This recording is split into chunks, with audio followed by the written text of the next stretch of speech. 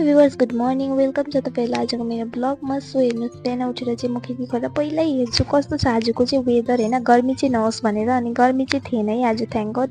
अलिअलि पानी आइरहेको थियो झिरझिर होइन, आनन्दसँग म सुते पनि 8 बजीसम्म। आज अलिक ढिलो उठेँ, सिनु पनि सुतिरहेको छ, पानी आएको थाहा पाएको छैन ठन्डा भएर उसलाई। अनि त्यहाँबाट म चाहिँ अब नास्ता गरौँ भनेर मैले नास्ता गरेँ, भेन्डी भाजेर चिया अनि रोटी होइन। त्यहाँबाट चाहिँ मैले एकछिन पढेँ, किनकि पढेको थिइनँ हिजोदेखिको होइन, अलिक हालत खराब भएर। अनि मैले 1 घन्टा जति चाहिँ पढेँ, ज्यादा चाहिँ पढिनँ। अनि मैले आफ्नो काम गरौँ भनेर कामतिर लागेँ, घरको काममा। अनि पानी आइरहेको थियो, लुगासुगा उठाउनु, घरको साफसफाइहरू चाहिँ सबै सकिहालौँ भनेर। गर्मी पनि भयो, अब चाहिँ म फ्रेस भइसकेँ होइन।